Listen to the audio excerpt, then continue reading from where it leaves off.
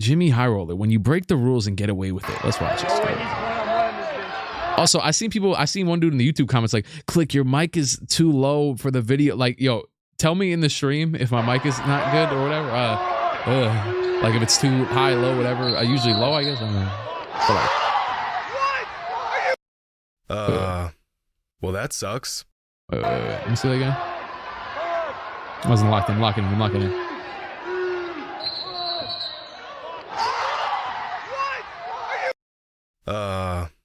Well, that sucks. Game is all tied up with seconds left on the clock, and this kid pulls off every hooper's dream of knocking down a game-winning three-pointer at the buzzer, just to have it called off by the ref. And most basketball fans who saw this video agreed that this move. If only pro refs paid attention to the game like this guy. Respect, he wasn't afraid of the fans either. That is indeed a travel, regardless of how much the fans complain. Respect for this ref traveling all day. You know what? There was one time when I know I've been on a very relaxed vibe this stream, but there was one time when I really, really got pissed off. I used to fight with the refs when I would play my little stupid league games. Oh my God. I used to fight with the refs so much. One time, I'm trying to remember what the call was. I think it was something to do with some with the free throws or something. I don't know, but it was something like blatantly NBA correct call. And I was trying to tell them, but they were saying like, no, it wasn't like one of these where like the NBA has kind of like left the rule kind of mold itself. Now that traveling, you could just do whatever you want. But yeah, no, like it wasn't even like, oh, like ref, I got fouled. Like it wasn't like that. It was like an actual call that they made that shouldn't have been made based off the rules of the NBA. And I was trying to tell them the rules of the but I forget what I wish I could remember what it was, but it was like probably 4 years ago. As tragic as this call was, dang, was the correct one. I was playing high school league games like 4 years ago. Then so is this, not that long ago. And this, yeah, like, and this, and all of these. NBA players don't have to follow the rules. I mean, they used to, but they don't anymore, because according to them, was that a travel? That Curry one? And this, and all of these. NBA players don't have to follow the rules. I mean, they used to, but they don't anymore. No way the Dame one and the Curry one is a. Oh, because that according one, to them, they don't have. I'm trying to think. Have to. Not really. Today's video is. Congratulations. Let's move on. Thank you. 2019, on the Raptors' road to a championship, Kawhi Leonard hit one of the greatest shots in NBA history. This actually does seem like a bit interesting video. Is this a travel? Oh, well, kinda. Yeah. Good. Those NBA fans, it's always like, you can't call that. You can't, like, you know what I'm saying? Buzzer beater over Joel Embiid to win like in the last Game 7 few minutes in the or whatever. second round of the playoffs. This shot has been cemented as a career-defining moment for Kawhi and the catalyst to one of the most legendary title runs in recent NBA history. But it never should have happened. See, run the tape back. Did you travel at the beginning? Right about here. 1, 2, 3 steps without ever dribbling the ball. Kawhi Leonard traveled on this play. Yeah, just to make it clear, I personally don't care. Like, I know most of us don't care, but like, I think it's fine. Like, it's better off. Like, I don't know. Like, the only time I'm ever gonna care about a traveling call that wasn't called is if it blatantly helped. It gave an unfair advantage to the player. You know what I'm saying? Like 4 seconds. Like let's say Giannis takes 5 steps from the half court to the basket instead of dribbling and then taking 2 steps, and the defender caught up to him because the dribble, you know what I'm saying, slowed him down or something. I don't know. You know what I'm saying? So unless it makes an unfair advantage, I don't know. You could this call. This is you could argue Phillips, that for a lot, but 21-year vet as an NBA official. He's reffed over 1,100 games. He's looking right at it. He must have just not seen Kawhi take an extra step, right? Or maybe he just didn't want to be the guy to call a travel on a mega superstar. By the way, that's in a great Game 7 non-foul by Joel. Either way, the call was missed, and the Raptors now have a championship banner hanging in their rafters. But this isn't the first, nor the last time a player has gotten away with breaking the rules in a crucial moment. I still don't get over the fact that KD, I don't know, this him bringing up how they have a championship banner because of that moment not being called just making me think of KD and how he had his foot on the line. Like, I still don't get over that. Like I don't know if he would have won or whatever, but it's just crazy to think about. Because sometimes I'll even like bag on KD and be like, oh, whatever. Like, oh yeah, this, that, or the other. Like, you're not this person or that person. Like, you're not to the highest magnitude of great player as some people make you out to be. And like people say that you're not that great, yet they still make you seem that great on like all time lists and stuff and whatever. It doesn't really matter. But that moment genuinely could have made him, you know what I'm saying? Like that moment, it's crazy. Like bro could have literally just stepped back a little bit further. Against the Rockets was a carry. You can see it right here. Why would you bring that up? Are you a Nets fan? Does a hop step while carrying the ball, then crosses over. This should have been a turnover. Or what about Devin Booker's game-winning shot in the 2020 playoffs against the Clippers? He moves his One pivot, of the right? highlights of his career. Well, that shot came off of a travel. Just look for yourself. 1, 2, 3 steps.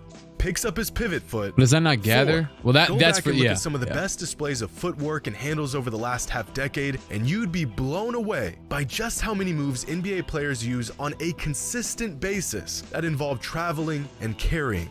It's shocking, at least from a fan's perspective it is. But to the players, this is all part of the game.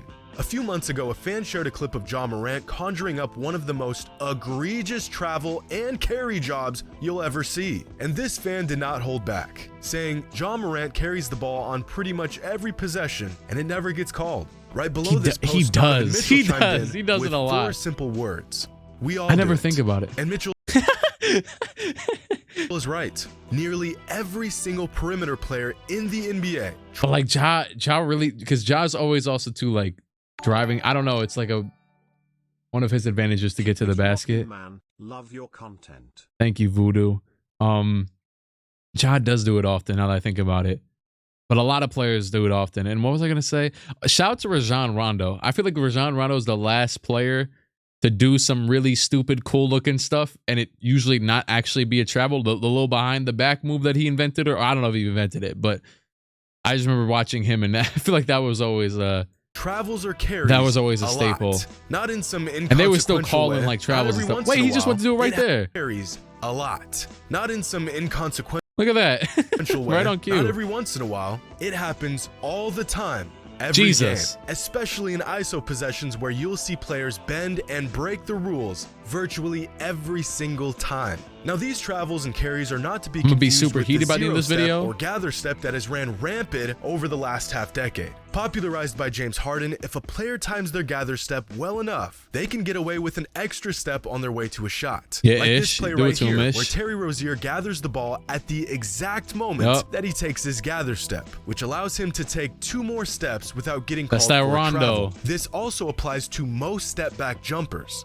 Gather, 0 step, 1, 2. We aren't talking about these That's moves. nasty. We're talking about moves like this. Ja Morant dribbles, takes 1 step, 2 steps, 3 steps, carries the ball, and then takes a 4th step before dribbling again and finishing at the rim. That's insane. And you may think, this move right here, this is an outlier, but it's not. Moves like this happen virtually every other possession in the NBA. Because like you're just removing the need of gravity in basketball, like not like the basketball term gravity, like literal gravity. Like because usually like to pull some off like this, you know what I'm saying, you gotta dribble. Outlier. But he just said, "Oh no, let me just." Moves like this happen virtually just take every it with other me. possession in the NBA. Take this play by Jordan Poole. He's coming off a dribble. 1 step. This is 2 one where he goes steps, between them. 3 steps. 4 steps before he dribbles again. But Thank you, wait, 304 he's not Xander. done. Appreciate he burns that. Jordan Appreciate Clarkson that. on the in and out. Dribbles, takes 1 step, 2 steps, 3 steps, 4 steps. Nah, the 4th step to That's set up 2 your jumper is violations hilarious. in the same combo to create space from his defender. This is an epidemic. But if everyone does it, then why should it matter? Yeah, The game has Jalen. changed. Clearly the refs don't epidemic. But if everyone does it, hold on. why should it Okay, look. His hand is on top of the ball right there. Now I know I'm lying because his hand was just on the side / bottom of the ball, but the game has changed. no, that's Clearly a the lot. refs That's a don't lot. care. That's not as So bad why as should most of we? them though. Well, take this play by Kemba Walker. Now, granted, this is bottom of the barrel Kemba Walker. This is Kemba Walker. This is packed up Kemba Walker, nearly. Walker's got Sadiq Bey on an island, so he hits him with a quick pullback to create space. Hey. This is fine. Walker's got separation and an open shot. But no, he takes 1, 2, 3, 4 steps while carrying the ball, forcing That's a Sadiq to 2K close out, move. and then he blows by him. As a defender, if you see the offense take 2, even 3 steps backwards, you know they have to commit to a shot or a pass. They have nowhere left to go, they've used all of their steps. But when the offense can just suspend the ball indefinitely and just take another step to blow right past you, how exactly are you supposed to defend this? It's the same general concept being used on most of these moves. Whether the player is using a 0-step, Scotty a Barnes pocket a nice dribble, bag. a hesitation, most of the Shout out to time, Donovan these Mitchell, moves are cooking with the breaking some Cavs. sort of rule. And when the defense sees a player hold the ball like this, Now they that- know they can close out strong because they know the offense either has to shoot the ball or pass the ball. Or at least they used to, before moves like this became perfectly legal, or pass the ball. Or at least they used to. He holding before the moves ball like with this his became palm. perfectly legal in the NBA. And that was such a And fire there play lies the too. I remembered it problem the with second I players seen being it. allowed to use these moves in games. Back Dang, he in the showed late that play 90s and a early lot of times. 2000s, the league made an example out of Allen Iverson by having officials go out of their way to call carrying violations on him. Moves that by today's standards would be considered fairly simple and textbook. No wonder he were shot 39%. He started constantly being called chucking. as travels He said, and "I can't get to the carries." basket anymore." Just look at this call right here.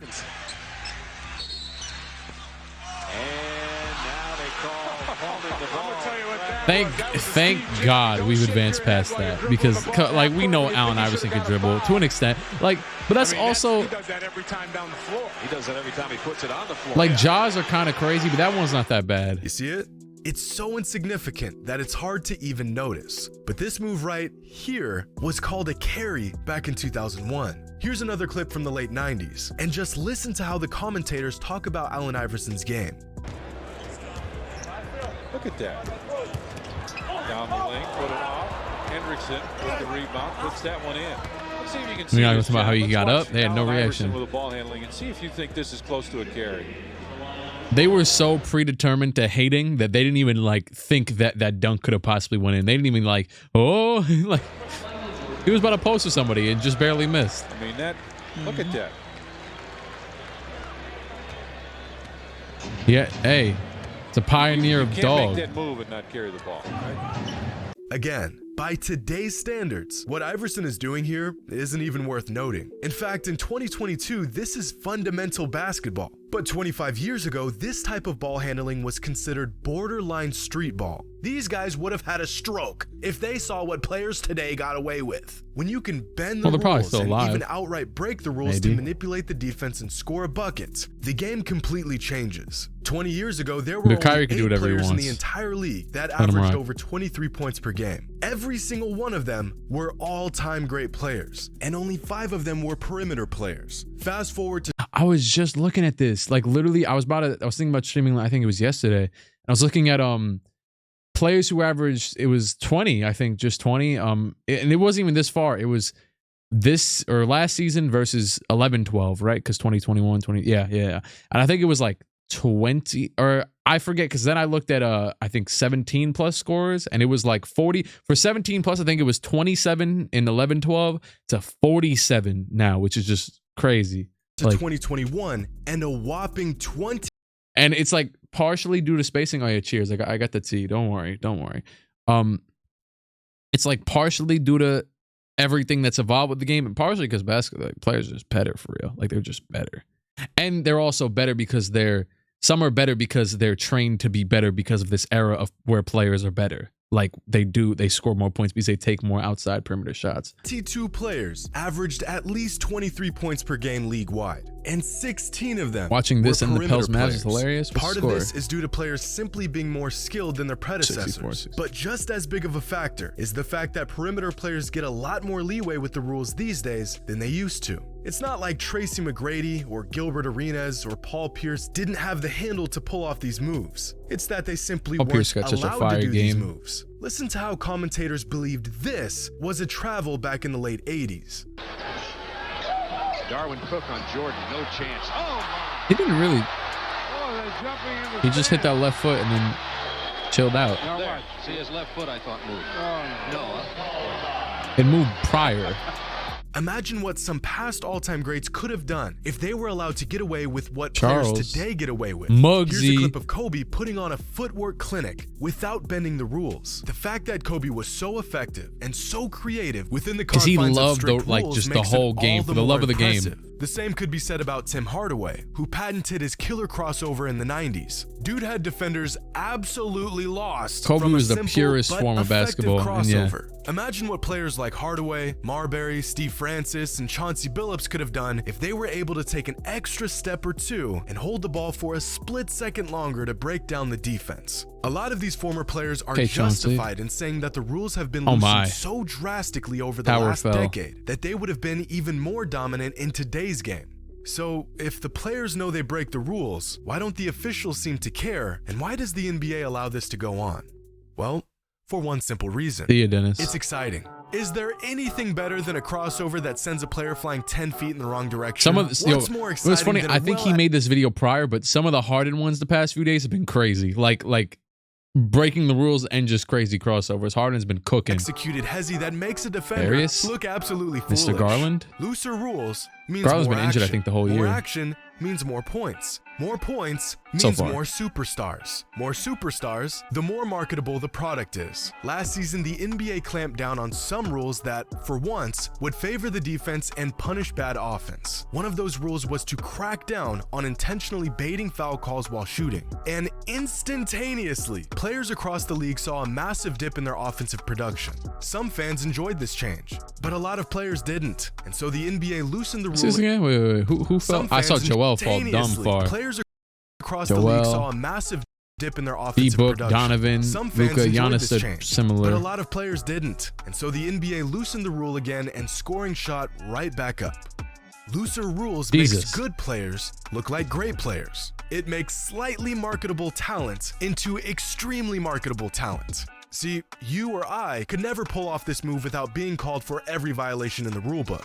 But we're not in the NBA. And don't get me wrong, not every highlight move you see in the NBA is a violation of some rule. Look at this madness from Jordan Poole right here. There's a lot going on, and not once does he travel or carry. Here's some more witchcraft by Kyrie Irving, where he shreds an entire defense and does it completely clean.